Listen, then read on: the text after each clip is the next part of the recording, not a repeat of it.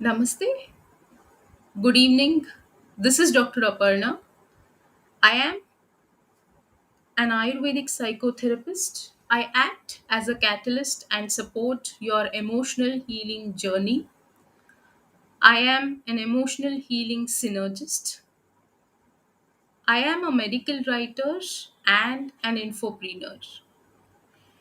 So, in my pursuit to address, promote, and propagate Ayurveda and psychotherapy globally, I come up with either discussions or talk throughs, or I speak on topic related to Ayurveda and mental health.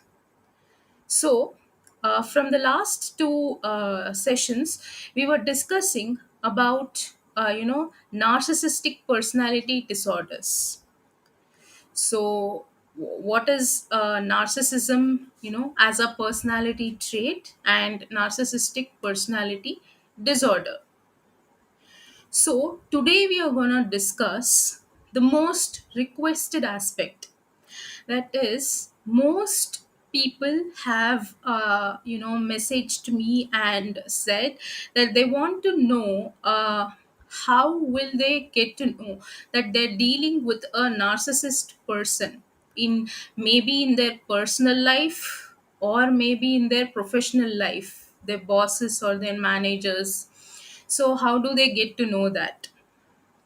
So we are going to discuss that today. So when I talk of general red flags, see, as I said, a narcissistic person has a grandiose sense of self importance. So what they do is they always exaggerate their accomplishments, believe that they are exceptional, and always expect special treatment.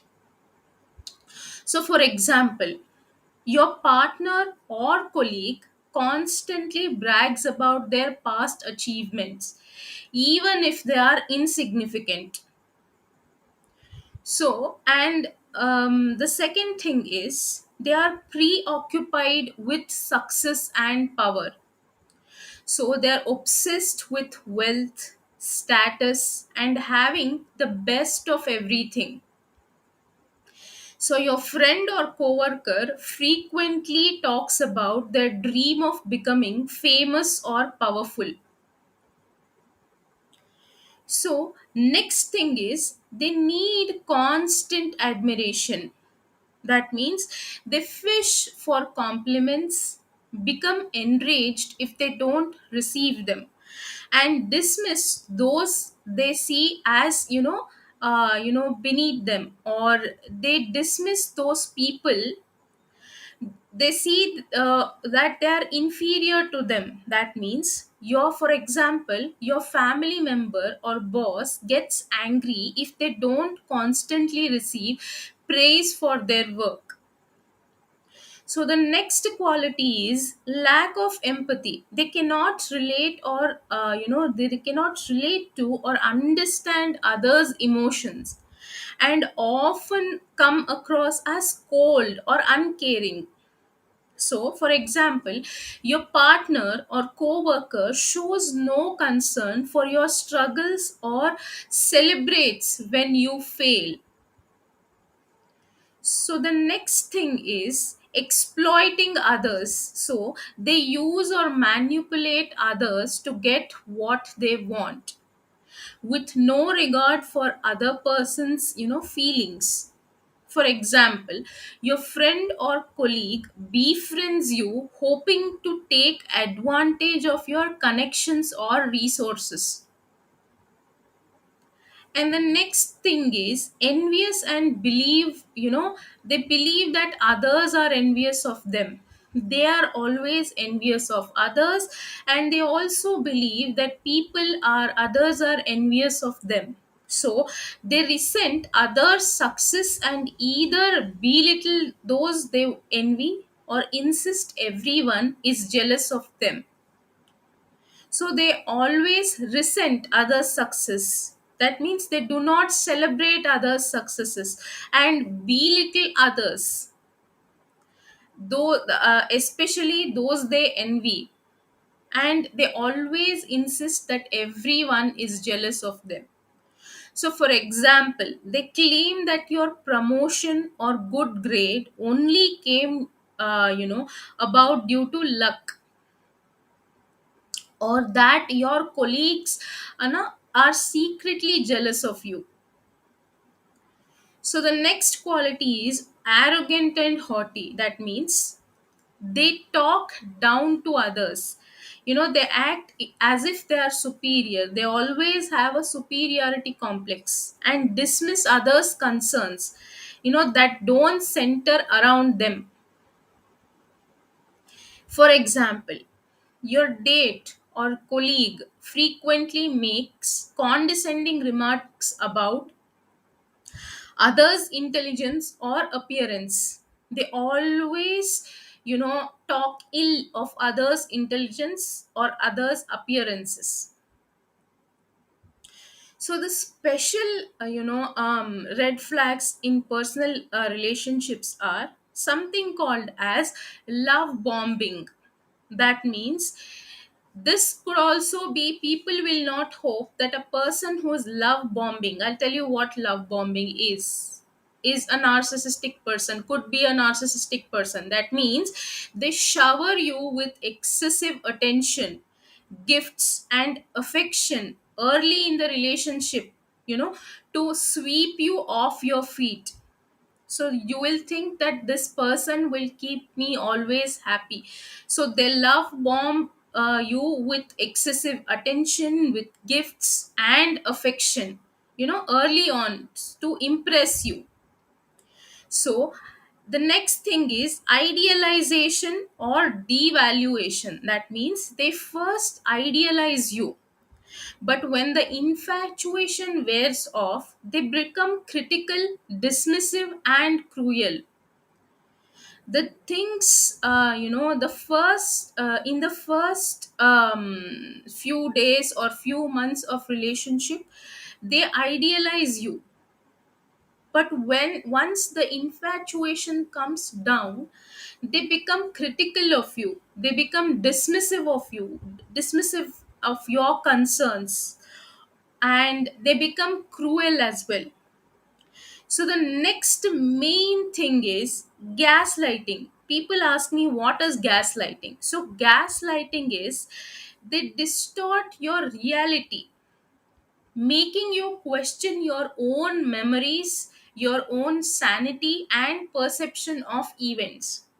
That means gaslighting is a form of psychological manipulation, that in which a person or a group sows seeds of doubt in a targeted individual, so making them question their own reality, memories and sanity. So it's a subtle and insidious tactic often used by the abusers to gain power and control over their victims. So, how does the gaslighting work? The first thing is denial. So, the gaslighter always denies, obvious facts or events. So, he or she might say, I never said that. You are imagining things. You're imagining things. So, denial. Second is contradiction. That means they present information that directly contradicts the victim's memories. So you always exaggerate. You are remembering it wrong. So they always directly contradict the victim's memory. Next thing is minimizing. So they downplay the victim's feelings or experiences.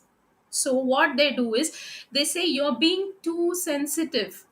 It wasn't that big of a deal. Don't do drama. So they always downplay the victim's feelings or experiences. The next thing is diversion.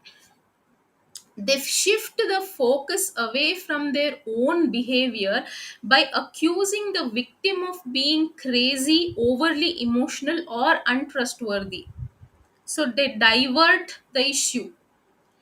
Next main thing is what they do is isolation. So they attempt to cut the victim off from friends, family, or outside support.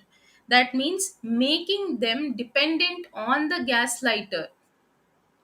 So, examples of gaslighting.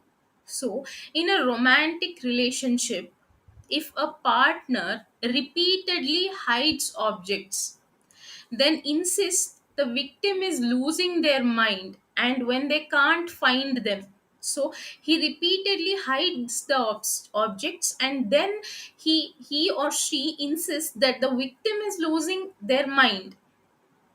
Over time, what happens is the victim begins to question their own memory and their own sanity. In a workplace, you know, a co-worker spreads rumors about other employee being incompetent.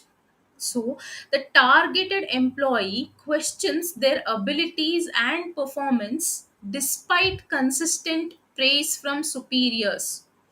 So, what this narcissist coworker does, he or she spreads rumor about another employee being incompetent, so that the victim finally has to, comes into that state where he or she is questioning his or her abilities.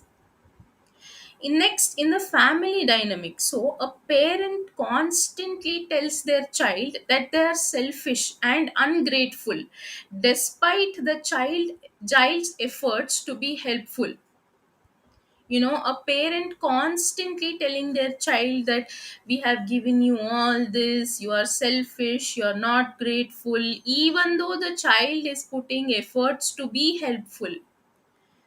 Eventually what happens is the child believes that uh, he or she is a bad person, is worthy of nothing. So these are some examples of gaslighting. Then if I have to talk about specific red flags in a professional relationship with a narcissist, so what happens if your boss or your super boss is a narcissist? He or she always takes credit and blames others.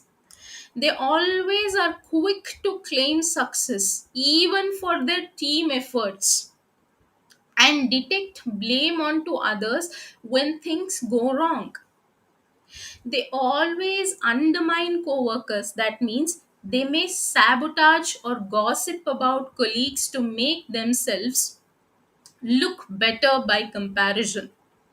They are hypersensitive to criticism, so they cannot handle any constructive feedback, often lashing out or denying responsibility.